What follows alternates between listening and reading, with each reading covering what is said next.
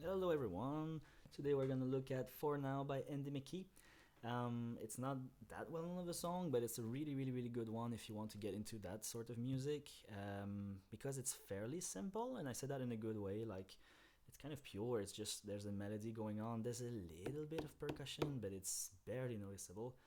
So it's a really good one to get started with. There's a couple of things we need to discuss just before we get into it, but then it's fairly straightforward. And just like my last tutorial with Airground, I just have to assume you have the tabs with you. I think they cost like $3.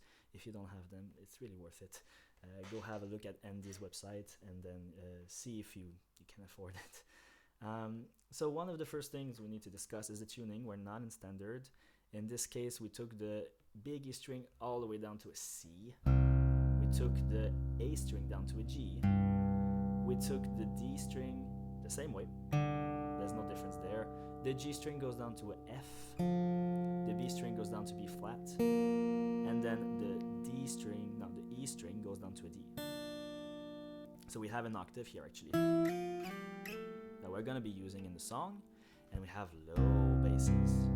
That C would be like pretty much at home on the bass actually, so that's a really good punchy note for us to use there. Beyond that, one thing that they are using in this song is swing time, and that's something, if you've never come across it, some musicians can make it really complicated when we talk about swing time. There's a little bit of snobism in there maybe, but it's fairly simple. Instead of playing your notes with the same length of time, each of them, when you play 8 notes, ta ta ta ta ta ta ta, you actually do the first one a bit longer and the second one a bit shorter. Long, short, long, short, long, short, long, short, long. That's all it is. You'll find that a whole lot in jazz, you'll find that a whole lot in blues. They're sort of the genres that came up with that. And I've tried to come up with an Andy Mckee song that actually uses that besides this one. I don't think he has another one, or at least it didn't pop up in my head anyway. But that means we just need to have a little look out for those, because sometimes the way it's written, it's fairly clear, but it's actually a little bit different to what we play. If we were to write exactly the way we play, it would look a whole lot messier. So that's a little bit with the swing time thing. Beyond that, the little percussion thing that I've mentioned before, that's super straightforward. As far as percussive guitar goes, I think that's kind of the simplest there is. They write that you can use lightly tap lower bout of guitar with pick hand. It doesn't say if it's down here or if it's up here. I prefer to use the top part here, because then I have 4 other fingers that are available to go pick whatever note comes next. I find that if I go here, that leaves just my thumb to go get whatever I need to get. And that can be a little tricky. If I have 6 different strings to choose from, to use my thumb and go get the right note, there's a lot of room for mistakes. More often than not, when I do that little percussion thing, I try to have my next finger already in position for whatever note comes next. So I don't move my hand away from the strings, I just stretch my thumb away, but my fingers stay exactly where they are. So then I can do the percussion, and then I have my note that's ready to pick up whatever is next. Intro, fairly straightforward here. There's basically 2 chords that we're looking at. One of them goes 10, 10, and 0, where from the top 3 strings on the guitar, and on top of that we'll eventually add a harmonic on all the other strings. I use my pinky, just cover those strings, and then you plug them, and you need to take off the pinky so it can resonate properly. If you leave it there, you kind of kill it a little bit. It's not more complicated than that. And the answer to that, if you want, is going to be down here, which goes 3, 3, 3, 0, 0, 0. It's quite nice, the chord there.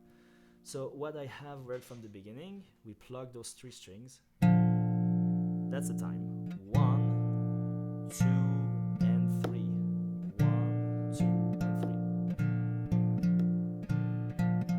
1, 2, and 3. 1, 2, and 3. That's right from the start. So you already have that swinging motion on the second time there. And we already have that percussion. percussion. So he kind of announced everything that's gonna happen in the song, if in a way. So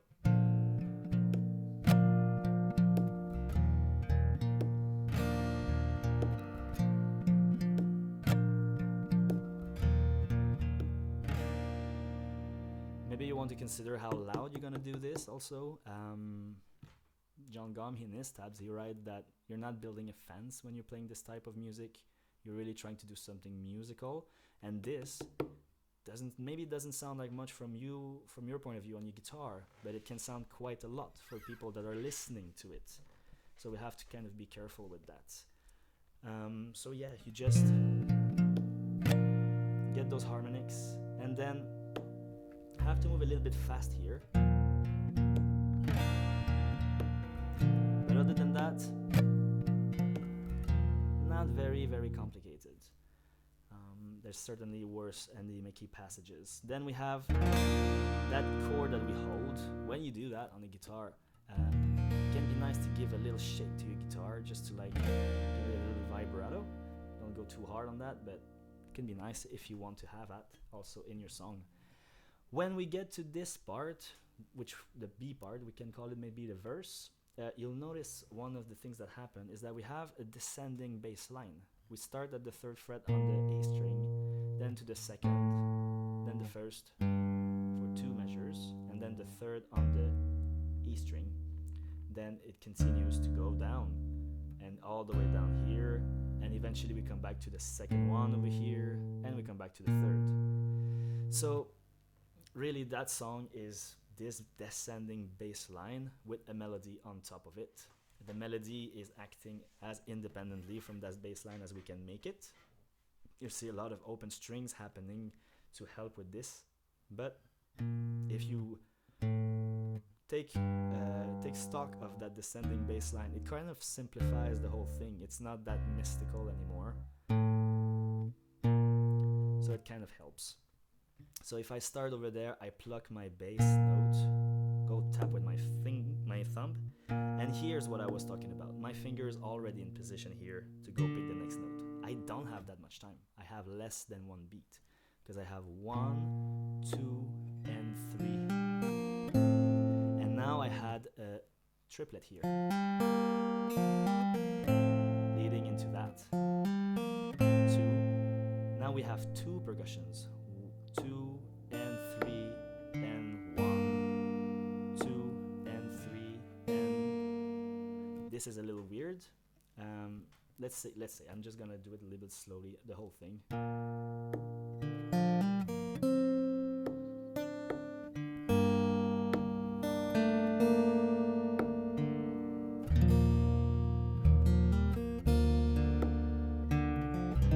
This part, you could be forgiven to kind of losing the beat there. He's avoiding falling on the beat for the first beat of the measure that comes afterwards. So you have to be careful when you count that one. 1, 2, and 3, and 1, 2, and 3, 1. If you don't do it like that, then it kind of falls apart a little bit. But it gives this this way of sort of floating over the beat a little bit before we snap back into it. It's kind of important to that part of the song. So let's try again maybe. 1, 2, and 3. No, sorry. 1, 2, and 3, and 1, 2, and 3. Yeah. I was not so good at counting there, but you get a little bit the drift there. When I get big brushes like that, I like to use my 5 fingers there to just really give that extra sound of it. Sometimes brush it like that, but in this song I feel it works better to just like plug the strings. As long as we're not in the chorus, then it's gonna be a bit different. So 1, 2, and 3. I use my thumb here. I don't know if you've noticed. I don't know if Andy does that. I don't remember seeing a video of him playing that, but for me it's just easier. Nothing wrong really when you're using it consciously with a good reason, because then it leads so well into this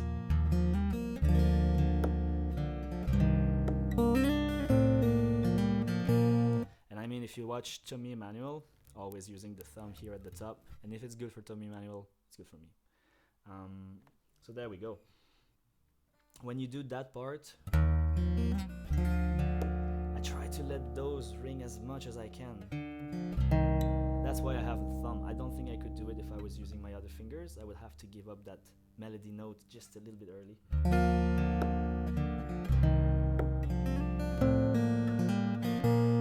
And here's something that guitarists really need to take stock of. Slides.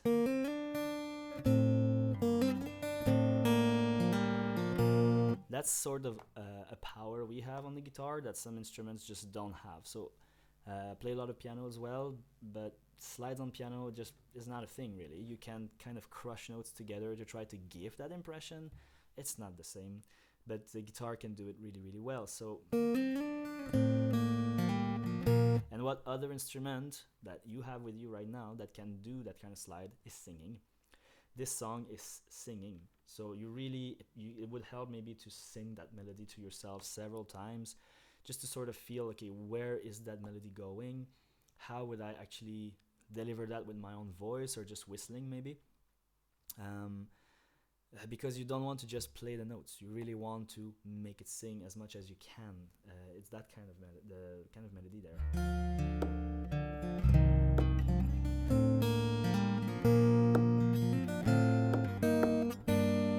Nothing too weird here. Here I try also to let those ring at the same time as the other ones. And here we have a difficult position shift, I find.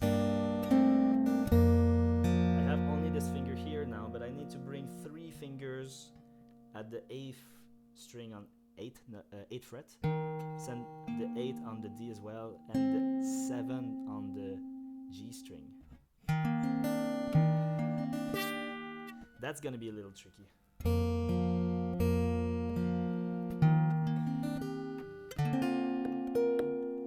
And then also the 9th fret here with the pinky.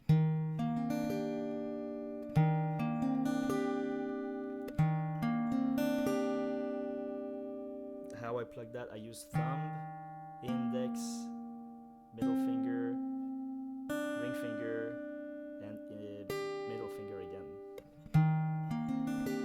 I guess you could use the thumb down here if you want. Then we have a body. We have 7, 8, 7, 7. And we're gonna be topping that with the 8th fret here at the E string. A body again. Just 5. 5 everywhere. Here it's a little different. We see a triplet, but they are 4, quarter notes triplets. So they go a little bit slower. How to put that into 2 beats? You can think of the song Seven Nation Army. Bum, bum, bum, bum, bum, bum, bum. That's packed with that. So if you can master that rhythm in Seven Nation Army, then it's the same here in this song.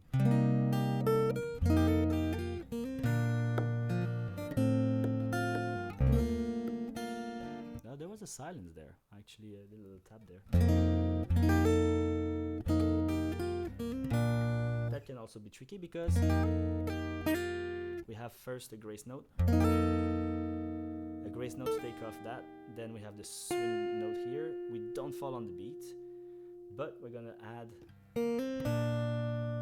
go to the next beat by using 2 triplet notes. So nothing on the 3rd beat, but those 2 notes that lead us back to a little bit where we began.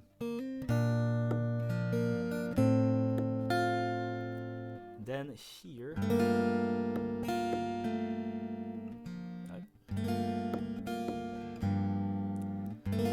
really try to let your sound, your string resonate here.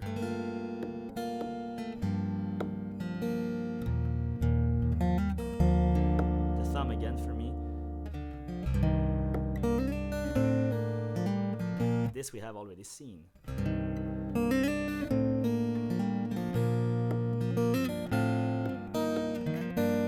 So here he writes hammer on, going into those notes. I prefer to do a slide. I find that it just keeps the sound a bit clearer to me, and it's easier to do.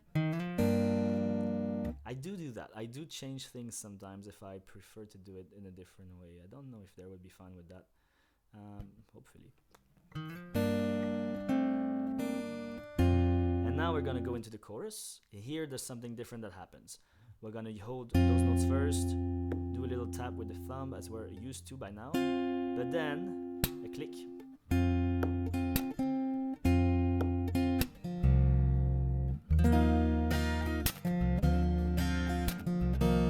When you do that click, important that you fall on the first string there, because you're going to be using the F string, and then you're going to be using that one again. Whoops.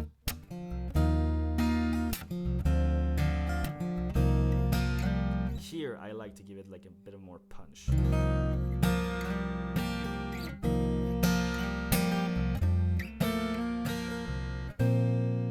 We are giving a crescendo here. We're trying to go louder a bit because we're going into the chorus part, the C part of that song. So if we do that whole thing a bit slowly.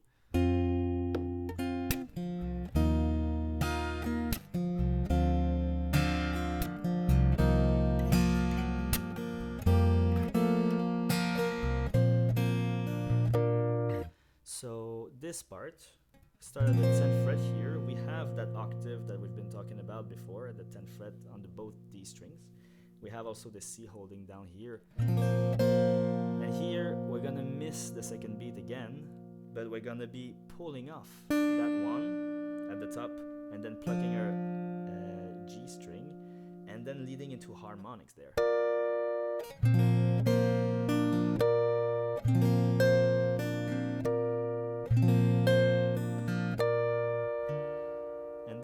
The same, but now this time the bass is on the 9th fret here.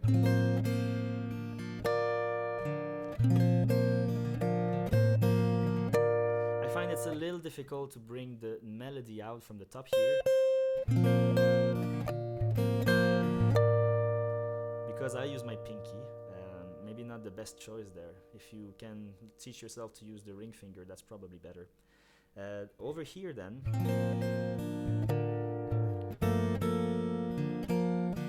this part, I don't really like what they wrote.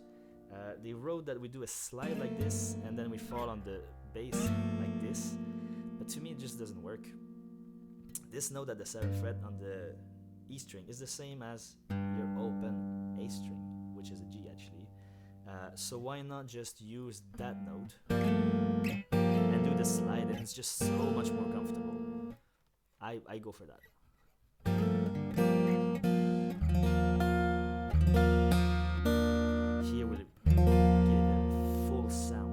There's a reason we're not in standard. We want the guitar to really sing, to really come alive. So that's the reason there.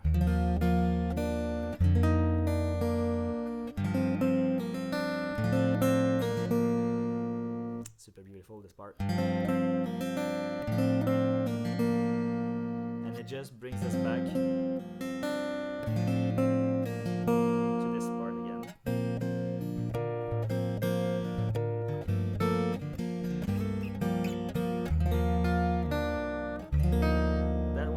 That's not a chord we've seen before.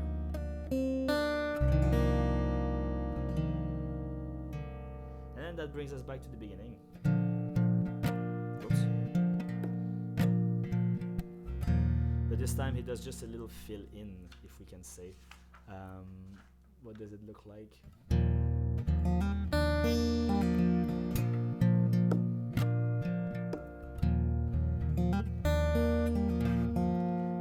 Back to the B part.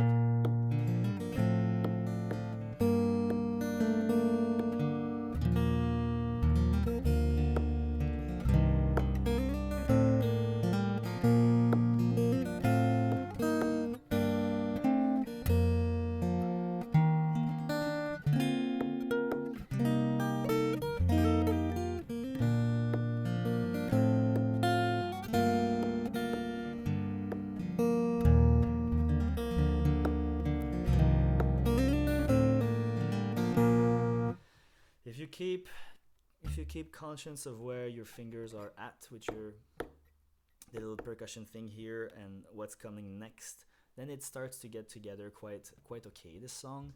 And just be careful also for those parts where we miss the beat on purpose, but then we come back into it with just like a couple of notes to bring us to the next beat, like what's happening here. 1 2 1 2 and 1 2 and 3.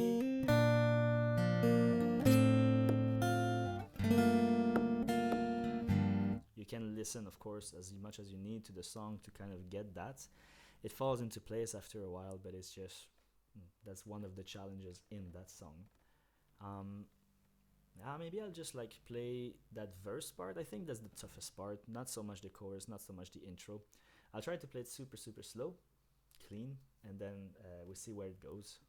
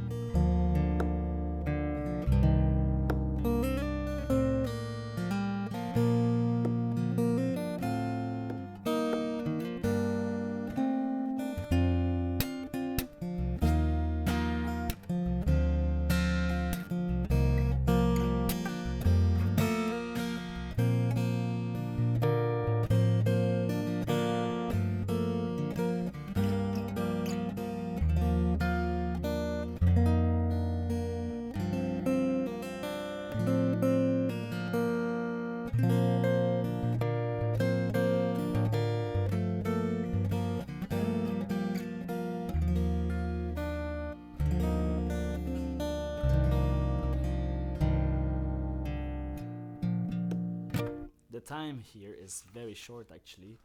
When you drop that note to go get your 10th fret, you have quite a lot of distance to cover. You have one beat to do that. 1 2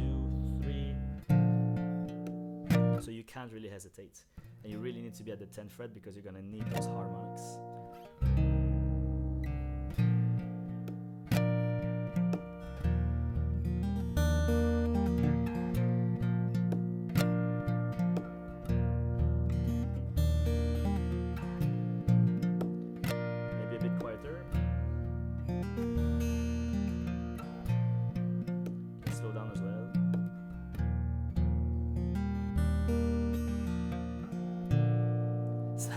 That's easy to do here.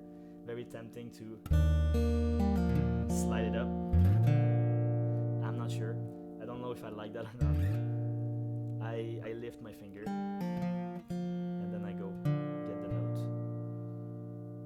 Because if you slide it up, you get a bit too much. That's a really long distance. It's cute maybe if it's a fret or two, but if it's 7th fret like here, I find it's maybe a bit much. Anyway, those are a few thoughts about this song. I went really fast over a lot of things. I hope that it's sort of okay. I hope you get some pointers as to where you can take it yourself, what you can practice with it. If not, please ask. That's no problem at all. I'll find some time to respond and try to clarify maybe what I was saying. Because you see, I'm just doing these in one go. So sometimes I don't even know what I'm going to talk about. But thank you so much for watching, and if you have any suggestions of a song that you would like to get a tutorial for, see if you want to try it out for yourself, just leave it down in the comments and I'll do my best to address it sometime.